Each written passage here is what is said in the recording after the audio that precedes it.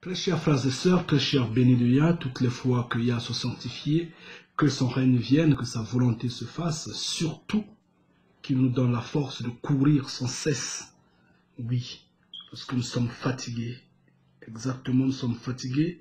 Nous n'arrivons pratiquement même plus à prier et à tenir face au poids de ces problèmes, de ces chocs que nous avons. Mais que Yah nous donne la force de courir sans cesse, de se relever quand on tombe et de recommencer à courir sans cesse. Courons, continuons à courir, chers frères et sœurs, parce qu'il est l'heure, il est temps. Oui, qu'il nous protège, qu'il veille sur nous, qu'il nous donne cette énergie, cette force. Et je dirais Ingita. Ingita, oui.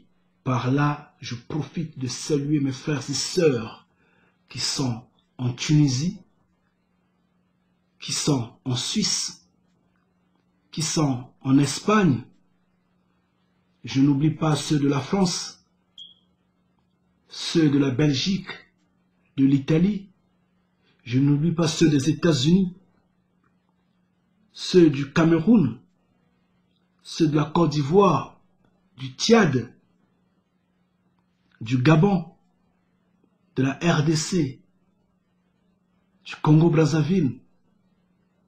Je n'oublie pas, mes chers frères et sœurs, je dirais donc mes frères et sœurs du monde, parce que c'est trop. Je citais la Norvège, la Suède, les Pays-Bas, le Luxembourg, la Chine, la Russie, le Brésil, le Venezuela, les Antilles, les îles dans l'ensemble, le Mali, le Burkina Faso, le Bénin, c'est trop. Donc, je m'excuse, je n'allais pas le dire, mes chers frères et sœurs de par le monde, mes chers frères et sœurs bénis de Yah de par le monde, je vous salue. Nous allons dans Jean 14, du verset 1, je crois, au verset 4 ou 3. Nous allons lire au nom de Yah. Que votre esprit ne se trouble point. Croyez en Yah et croyez en moi. Il y a plusieurs demeures dans la maison de mon Père. Si cela n'était pas,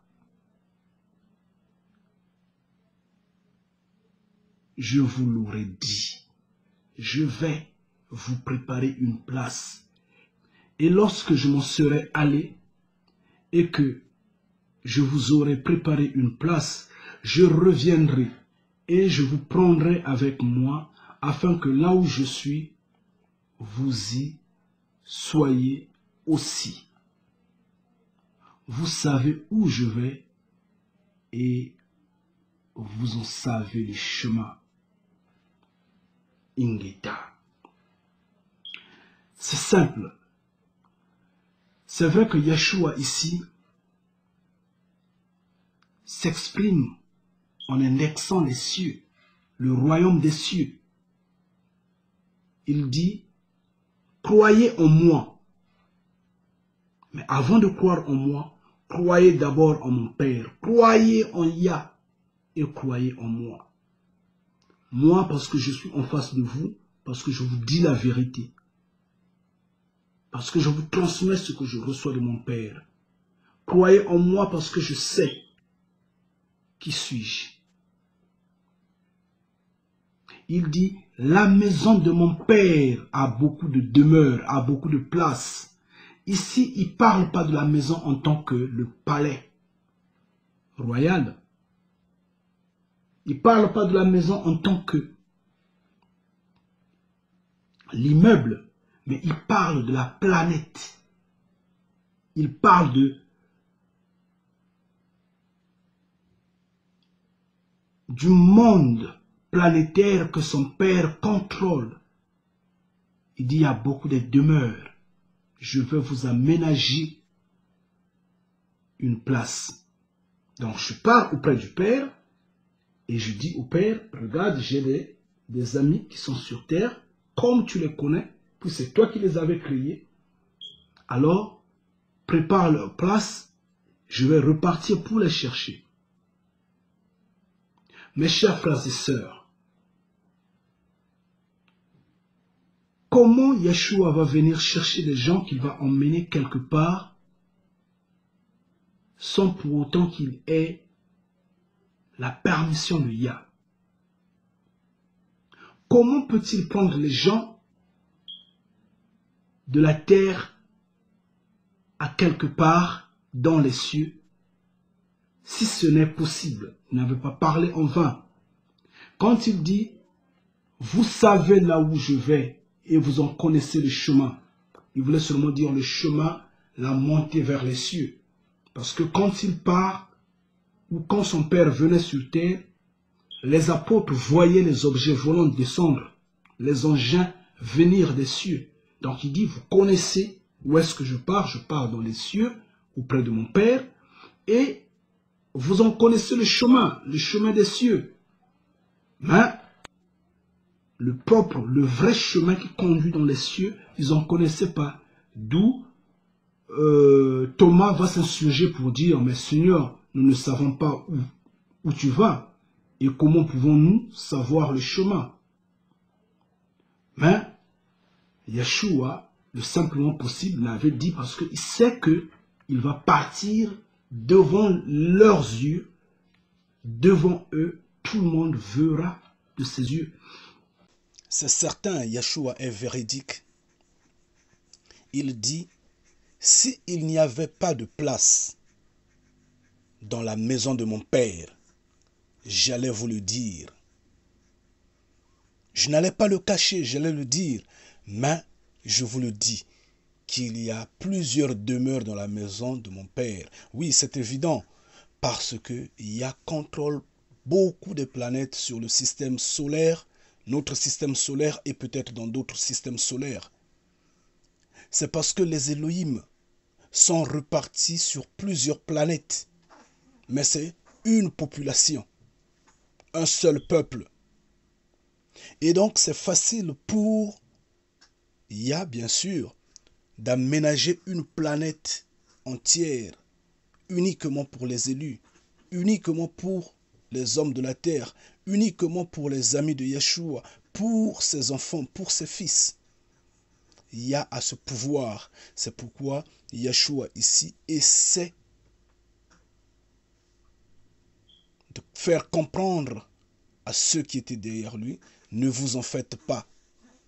Vous ne serez pas orphelins. Vous serez toujours là, vous allez toujours me voir.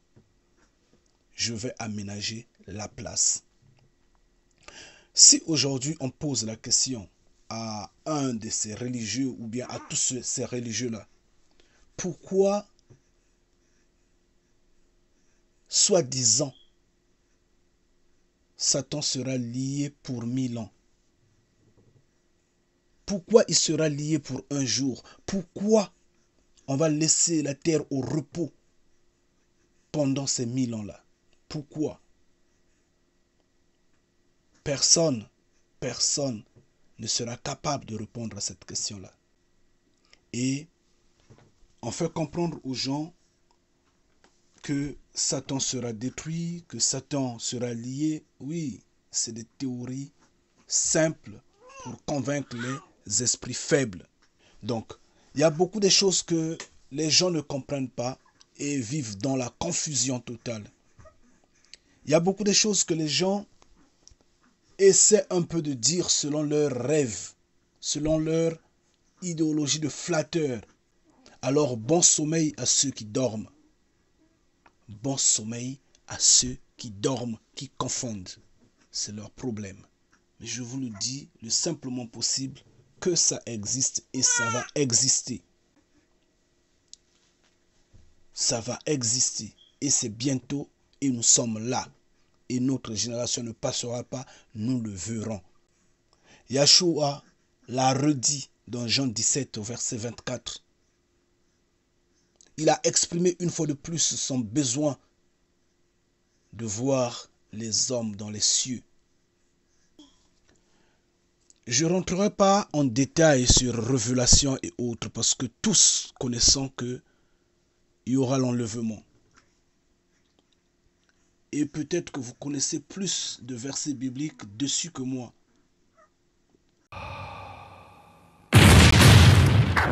Mais le problème n'est pas là. Le problème, c'est le fait de prendre la terre. Ça s'appelle l'enlèvement.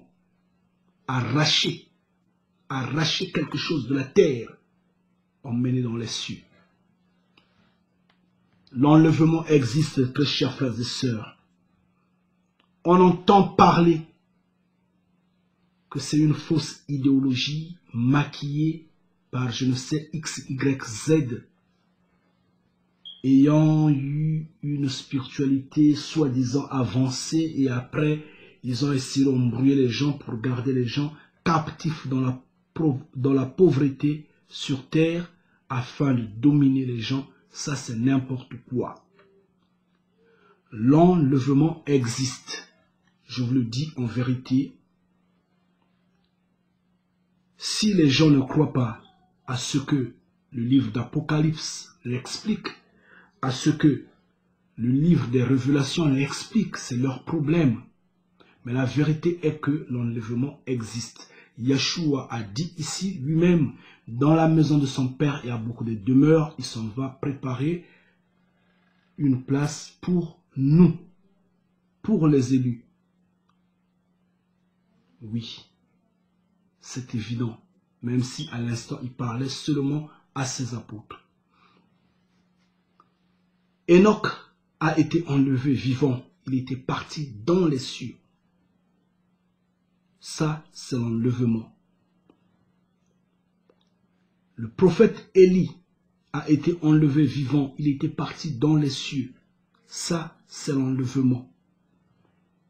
Cela s'entend que les cieux existent et dans les cieux, il y a la vie. Oui. Moïse est vivant dans les cieux.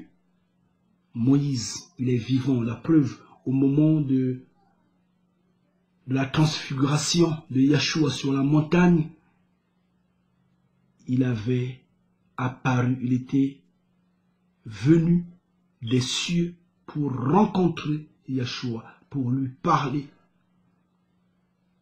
L'enlèvement existe, les royaumes des cieux existent, il y a des hommes qui sont là-bas et les hommes sont en vie. Moïse y est. Josué est vivant dans les cieux, il est vivant dans les cieux. Et les apôtres, pratiquement tous les apôtres, pratiquement, ont parlé de l'enlèvement.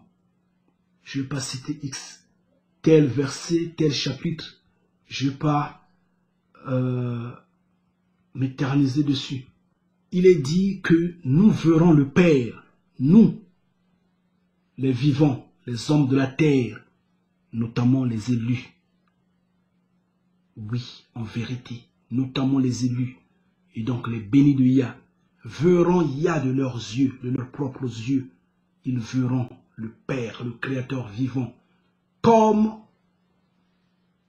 l'avaient vu les 74 autres personnes qui l'ont rencontré sur le mont Sinaï. Ceux qui avaient mangé et avaient bu ensemble avec Yah. Nous de même, nous allons voir le Père de nos yeux, comme l'avait vu le prophète Isaïe, face à face.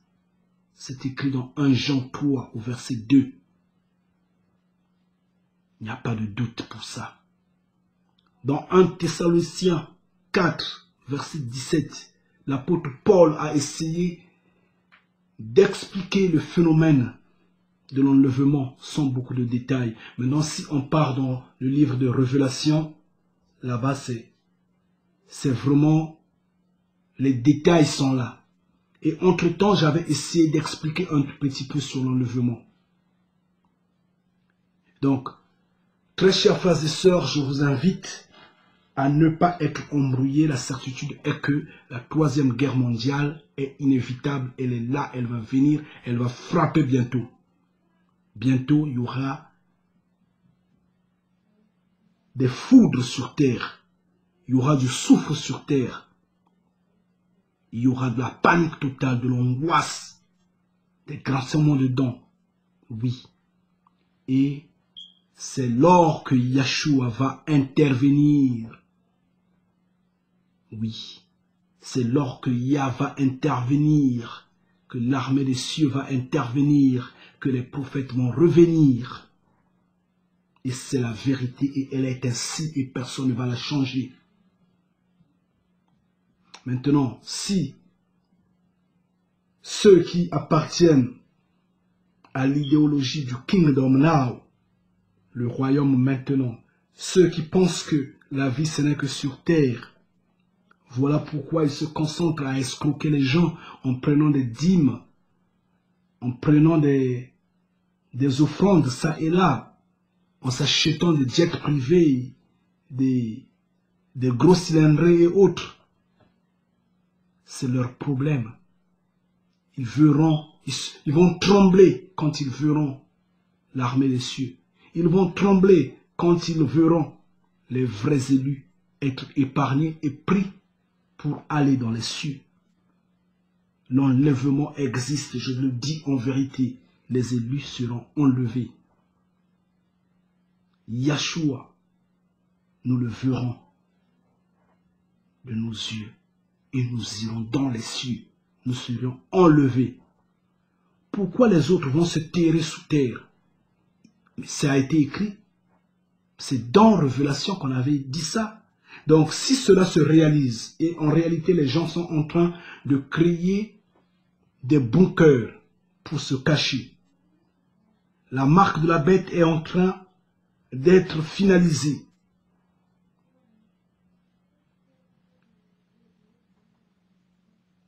L'ordre mondial est en train de prendre de l'allure à embraser le monde de telle sorte à nous imposer un seul dirigeant sur terre. Le changement climatique dont on parle dans Révélation, on voit bien ça. On est là, en face de ces effets qui témoignent de ce livre, de la présence de notre Créateur. Mais quand même, il y a des gens qui nient qu'il n'y aura pas l'enlèvement. C'est quand même étrange, je vous en prie. Mais c'est dans le livre de Révélation qu'on a décrit le catholicisme. C'est dans le livre de Révélation qu'on a décrit la force de la quatrième bête dont le prophète Daniel avait vu. C'est dans Révélation. On voit ça, on est étonné. On voit ça, on est en train de vivre ça, mais on ne se détache pas de ça, on l'accepte et on refuse l'enlèvement. Ceux qui refusent l'enlèvement sont des fous. Et c'est eux de même qui renient la grandeur de notre Créateur. C'est eux qui le réduisent en un simple esprit, omniscient, omnipotent, omniprésent. Et c'est eux qui maintiennent la confusion au sein de l'humanité. C'est eux qui rejettent la vérité que nous faisons passer. Ils sont incapables de voir, d'accepter la vérité en face. Ils renient que dans les cieux, il y a des hommes. Pourtant, ils ont bien vu Yeshua s'en aller dans les cieux en chair et en os. Avant de s'en aller, Yeshua a mangé un poisson fumé. Un poisson fumé. Mais ce n'est pas en esprit qu'il a mangé. Il a mangé en chair et en os. Et c'est en chair et en os qu'il a été enlevé. On l'a vu. Dans les cieux, il y a des hommes. Lui-même, de son vivant, il a insisté qu'il a vu mon Père. Mon Père est plus grand que moi. Mon Père vit dans les cieux. Il a longtemps insisté, je suis le Fils de l'homme. Mais ces hommes-là qui refusent, ceux qui maintiennent la confusion au sein des humains sur terre, essaient toujours de convaincre ou d'imposer leur avis, disant que le Créateur de l'humanité est esprit, disant qu'il y a des esprits. Quel esprit? Eux, ils disent le Saint-Esprit, le Fils et le Père. N'importe quoi. N'importe quoi. Yah en tant que créateur est une autre personne. Yeshua en tant que fils on est une autre personne. Et le Saint-Esprit n'est que l'Esprit du Père, l'Esprit de Yah. Parce que Yeshua de même a son esprit. Comme vous, vous avez votre esprit. Chacun de nous a son esprit. L'esprit n'est autre que la pensée, la puissance de penser. C'est ça l'esprit. Donc quand on dit le Saint-Esprit, c'est l'Esprit du Père qui nous a donné la force de comprendre certaines choses. L'Esprit du Père qui est à notre disposition afin de discerner le bien et le mal. C'est tout. Mais entre-temps, nous avions notre esprit. Ces hommes-là qui renient l'enlèvement sont très dangereux. Ils sont très dangereux. C'est des serviteurs du diable. C'est des serviteurs, c'est des enfants de la rébellion. Ils sont là pour égarer, pour détruire. Je vous le dis en vérité, l'enlèvement existe et ça va arriver. Et nous sommes là. Très chers frères et sœurs, très chers bénis de Yah, je vais pouvoir vous quitter et je crois vous interpeller à revérifier le pétrole dans vos lampes. Soyez fermes et regardez vers les cieux, d'où viendra l'aide. Demandez à Yah de vous assister toutes les fois que sa volonté se fasse. Ingeta. Ingeta.